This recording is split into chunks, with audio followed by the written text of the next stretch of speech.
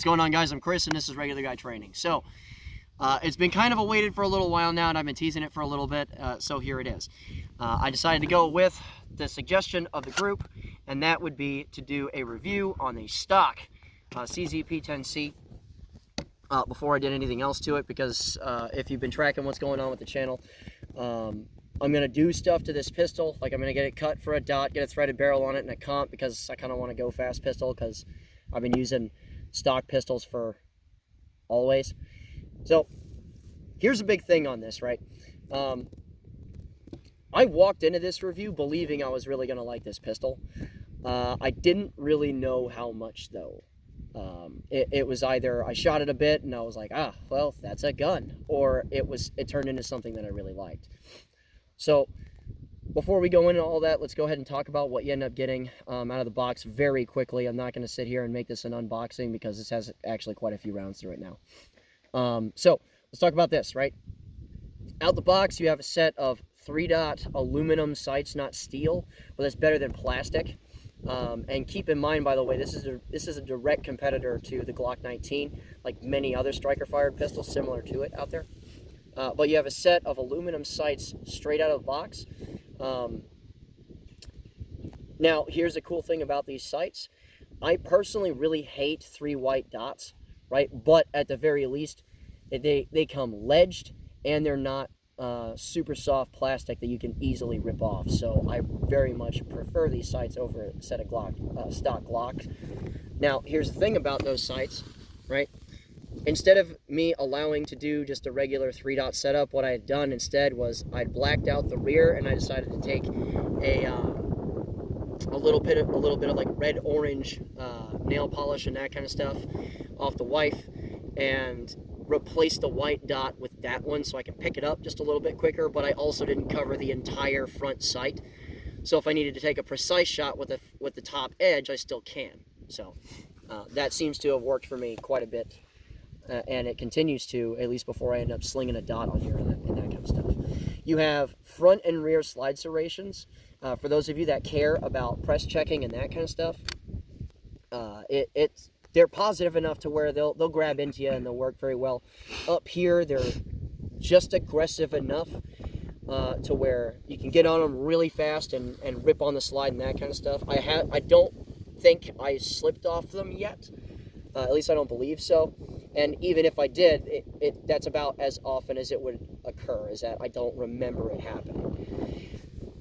So there's that. Now, as far as the stock grip stippling on this, they only come up to about yay high, and there's also some reference stippling up here on the frame for like thumbs and whatnot, and it's actually really good.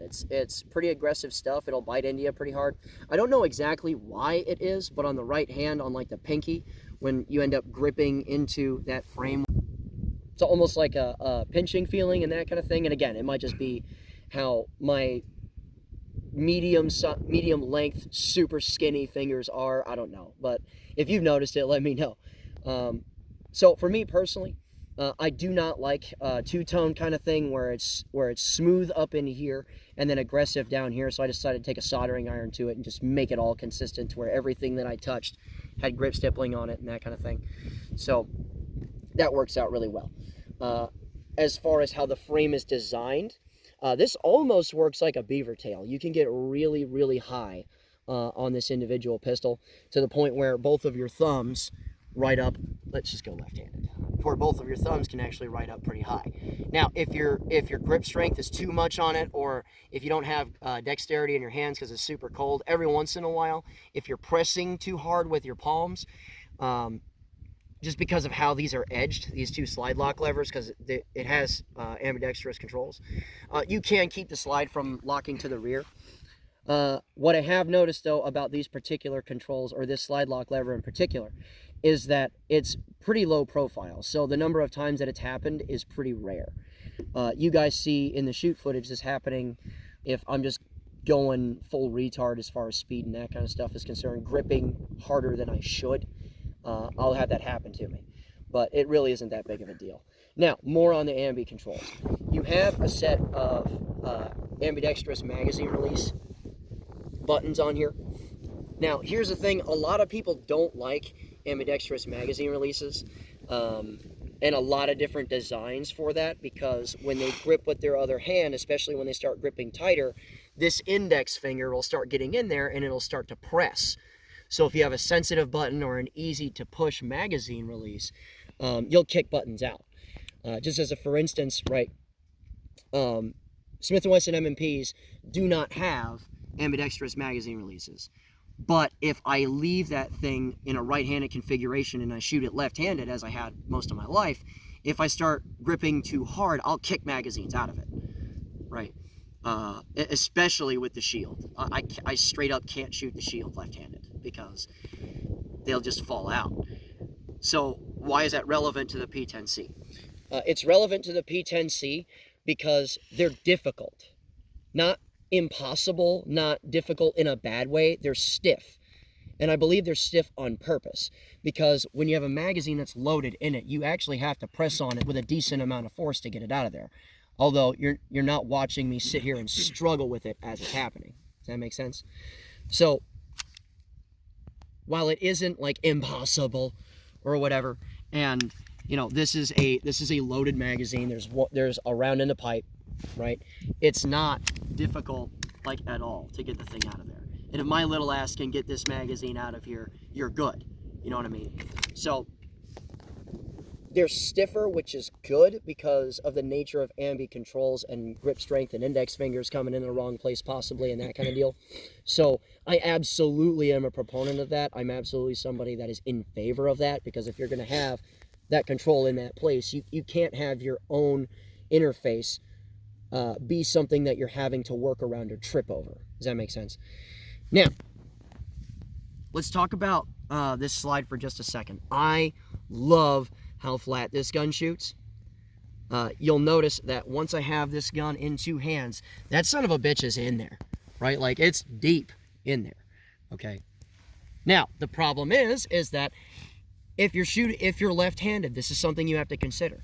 If you have a normal thumbs forward grip like so, you can cause issues because if you have both thumbs that are just kind of sitting there like so, you can shove brass back into the E-port because of how low that thing sits and how high your hands can get. So if you're left-handed and you're shooting this thing, you might want to really pin that thumb down, and yeah, it'll start to tear at you a little bit, similar to what 1911s will do to lefties. But that's a lefty problem. But if you pin this guy down as if you're holding down a 1911 manual safety, you're totally fine at that point. The knuckle turns itself into a brass deflector. But that's how you keep yourself from causing issues and that kind of thing. Because I felt brass push off of my own thumb and back into the slide on this thing. Now, I've done that in very, very limited quantities to Glocks, but because of how low this thing sits, right? This is a thing to consider. It is something that you have to be aware of because this does sit just a little bit lower. The slide itself is not as tall. So that's just something that we have to pay attention to. Now, as far as the rail section that's on here, it's 1913, and obviously it accepts a light. It's really no big deal. Before I take the gun apart and look at a couple of things in particular, there are some people that say that these fit in Glock holsters. There are some people that say that these don't fit in Glock holsters. And the answer is they're both correct, right? There are a lot of lesser quality holsters and that kind of stuff. The thing just kind of pops in. Or your Safariland ALS series, which is cavernous enough to hide a fucking cargo truck in it. This will go in there without any issues. However, thanks Travis's phone,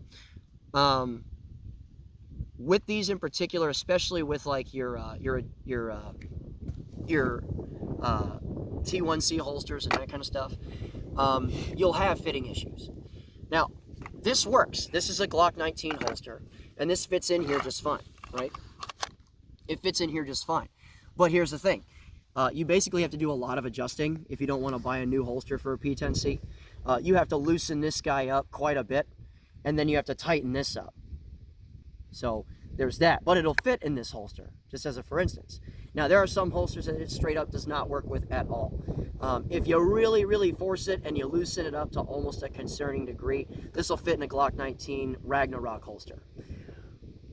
But you have to push on it really hard to the point where every once in a while your slide will come out of battery. I don't call that a fit, meaning I don't say that this gun fits that holster.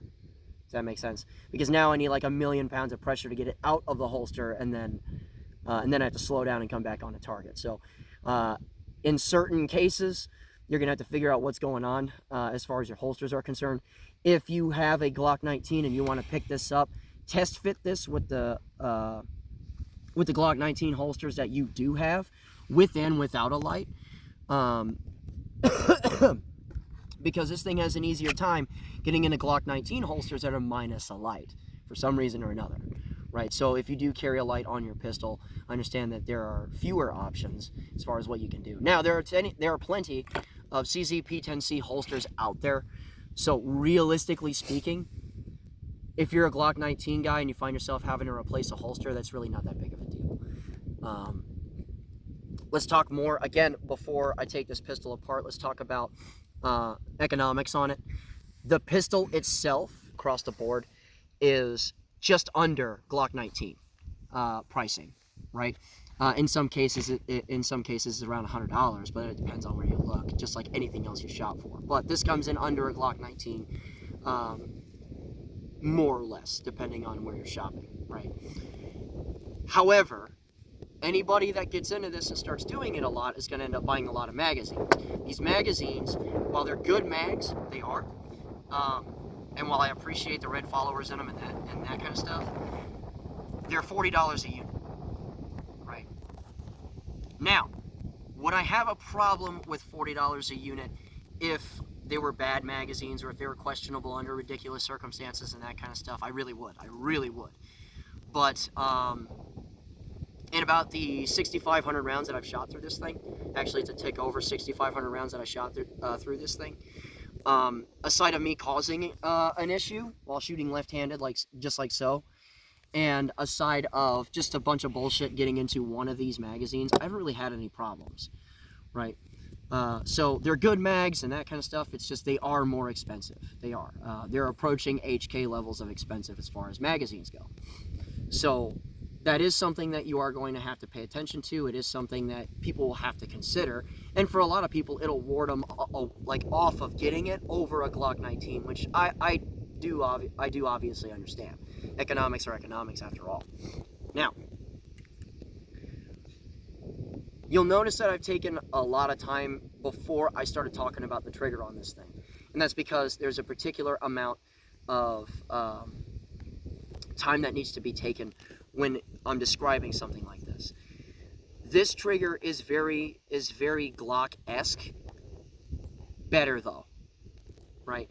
And the reason being is that the weight on it is very similar, the creep on it is very similar, but the break itself and when it fires and when it releases is just cleaned up, basically.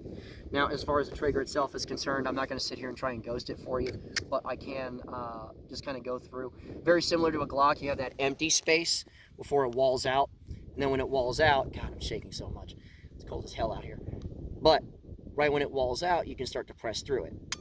Now, there's a little bit of slop in there, but the amount of space that it takes up before the shot is actually broken, while it's very similar, it breaks much cleaner, right?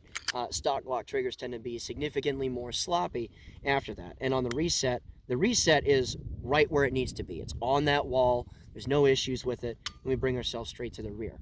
What this ultimately results in is it's more consistent across the board. It's a little bit cleaner across the board. And it's not like absolutely fucking game-changing like a lot of people would make you believe, but it is better, right? So that is something that I do have to get into when I'm talking about the P10C, because out the box, you have a lot of things that a lot of people end up doing to their Glocks out the box. Does that make sense? Also it ships with 3 mags, so that's a plus. So let's go ahead and take this guy apart. It does take apart very similarly to a Glock 19. I just have to do it left-handed because I suck at taking apart striker-fired pistols with my right hand. So let's talk about this frame first. Let's get into this. You'll notice, again, it's a direct competitor to a Glock 19, so you'll notice that as far as the frames are concerned, the rails that your slide right on are significantly longer and quite a bit more robust. Just as a for instance, comparing one to one, I'm gonna go ahead and take this pistol apart now, and obviously there's a human behind there, so I'm not just gonna wave handguns and shit in that direction. But if you compare one to the other, obviously one is significantly more dirty than the other, but as far as the metal contact points that your slide is riding on, it's significantly more robust. Okay, which I do personally really agree with and approve of. You'll also notice that the ejectors in here are significantly different. The P10C's is quite a bit more robust. Okay, now it doesn't take much to eject a pistol case. It doesn't. But if you're doing this thousands on thousands on thousands on thousands of times, having more support behind said ejector is always something that is, it's always something that I can personally get behind. And obviously you guys know how much I shoot this damn thing because of how much crap is in here. Now, so let's talk about the slide. The slide is very atypical and that kind of stuff. There's a lot of people that talked about striker rotating issues and that kind of stuff. I personally just kind of write that off because these are people that are doing something, frankly, they're just doing goofy shit to a striker to try and make it not work. And of course, it's then not going to work. Me just loading the thing and shooting it as it's designed has given me absolutely no issues as far as the striker is concerned. I don't get light strikes out of this thing. Even on really, really garbage ammo that I left in the moisture for way too long, it would still fire the primers and that kind of stuff. So I'm not calling that a concern. Let's talk about this barrel for a second. And as a note, by the way, recoil spring in there is very, very standard. You know, it's nothing special or anything like that. So let's go ahead and take apart this Gen 3 17 slide here. Yes, this is a Brownell slide with a dot on it, and yes, I'm getting ready to review it. So let's talk about this, right? You'll notice a significant difference in the barrels here because of how much chamber support is on them. Okay, the P10C, which is here, looks like it could eat plus P ammunition for fucking breakfast, and it probably could. I just haven't shot any through this gun. I just shot standard pressure ammo and a lot of it, right? You'll also notice that as far as the finish is concerned, it's nothing spectacular, but it isn't anything that's bad either. So, you know, that is what it is. As far as the barrels themselves, very, very similar to a lot of duty design pistols that are out there. There isn't a target crown on it or anything like that. It's very simple, very cut and dry type stuff. So that is exactly what it is. As far as accuracy out of the P10C, it's accurate as shit. And having a cleaner stock trigger on it does in fact help just a little bit. I mean, there's a reason why 1911s are my favorite pistol of all time, and it's because they shoot flat and the triggers lie about how good you are, you know. So, but as far as mechanical capability of the pistol, I have bagged this thing out before and it shoots very straight. And in the amount of time that I've shot it, which again is a tick over 6,500 rounds at this point, I haven't had any significant issues or anything like that. So let's talk about reliability, endurance, and that kind of stuff. Again, because it's a competitor to the Glock 19.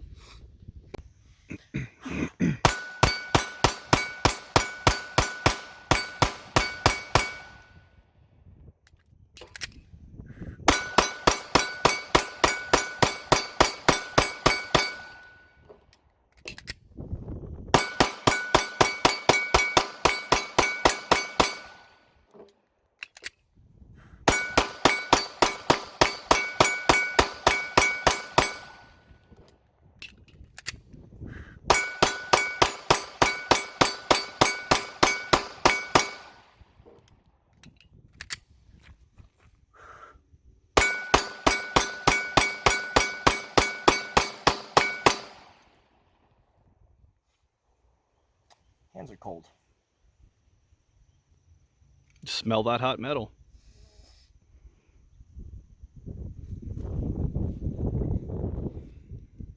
It's dry now. Focus. Focus. There we go. I will say this, right? At a certain point, your auto-loading pistol is going to start to have some trouble as far as whether or not it can cycle stuff reliably. And I have noticed that as far as a Glock 19 is concerned, if you start shooting the thing and you start shooting the thing a lot and you end up around 5,000 rounds, it's gonna start giving you stovepiping issues every once in a while. And that's because you've neglected to clean the damn thing, really. And as far as all that stuff is concerned, that handgun in and of itself is like the gold standard as far as reliability in an auto-loading pistol is concerned. So at a certain point, that pistol starts to give you a bunch of issues. What I've noticed as far as reliability and that kind of stuff is concerned is that I shot a lot of ammo through this thing pretty quickly, and it started to give me those stovepiping issues or those weird stoppages here and there because I hadn't cleaned the damn thing. I just lubed it a whole bunch around about the same time. So as far as reliability out of these pistols are concerned, and yeah, I'm certain that someone is going to go to Glock's My Favorite Pistol and I'mRight.com in order to find a particular example of some sort of P10C that's had some sort of issues out the factory. It was a lemon, or there's some kind of weird problem that happened with it and that kind of deal. Which to a point I do understand. If it's gonna unseat a Glock 19 from the throne, it better be fucking reliable.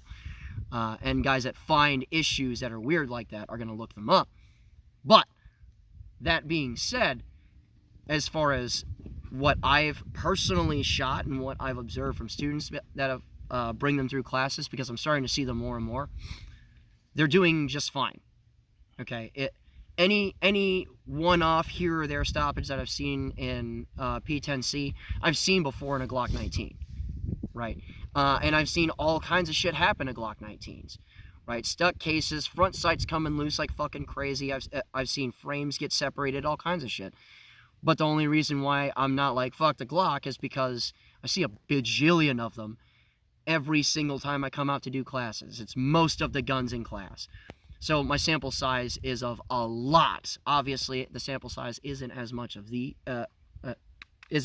these, but at the same time, I'm seeing very, very, very comparable performance. So I don't see an issue as far as reliability or any of that stuff is concerned. Now, let's go ahead and talk about aftermarket stuff really quick as far as the P10C is concerned. Obviously, it doesn't have the same history as Glock does. It's not going to have the same aftermarket support. However, that aftermarket support is growing significantly, because a lot of people are starting to notice that the thing is a really good pistol. So that's slowly climbing, and more people are starting to do more work for them and that kind of thing. Now, the overall impression on this, right, because I've said this in comments and that kind of stuff, this guy here was made to be a replacement for an aging Gen 4 Glock 19 that I have about 64,000 rounds through. That has been, like, the go-to handgun for me for things that I have to get done for a long time. I shoot it very well.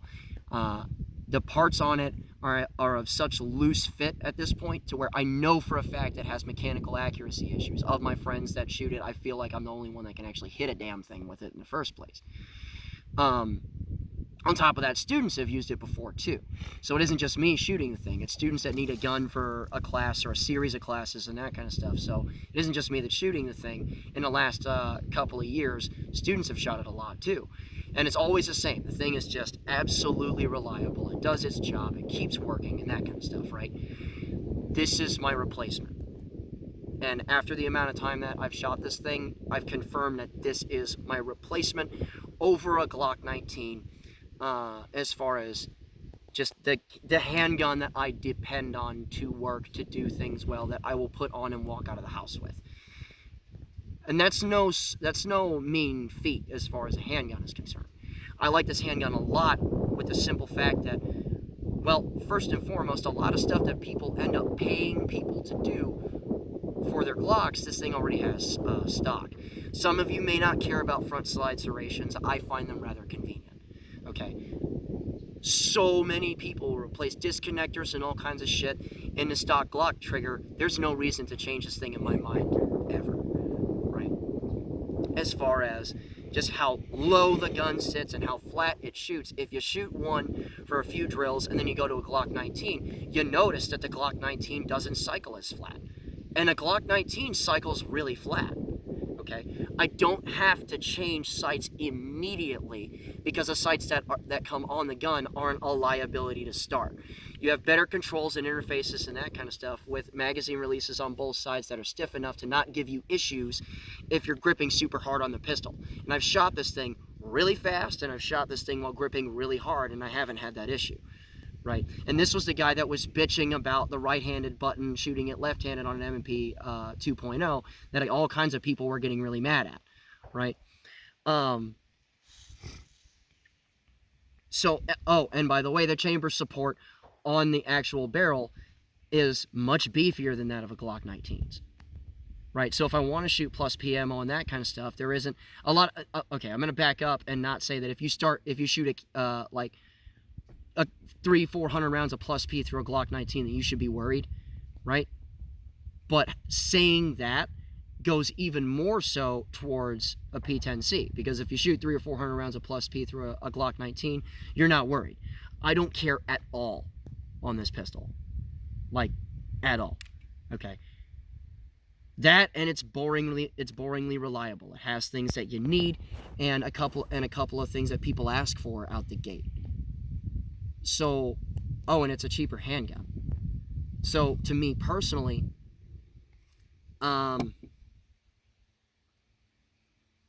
in my mind as of now, I can't really beat it. You know, cycles super flat. It does exactly what it's supposed to do, and it's boring. You know. Oh, and something I missed too. Very similar to the M&P 2.0, or not 2.0, the M&P Gen 1. If your slide's locked to the rear, and you'll notice that I'm not touching controls anywhere.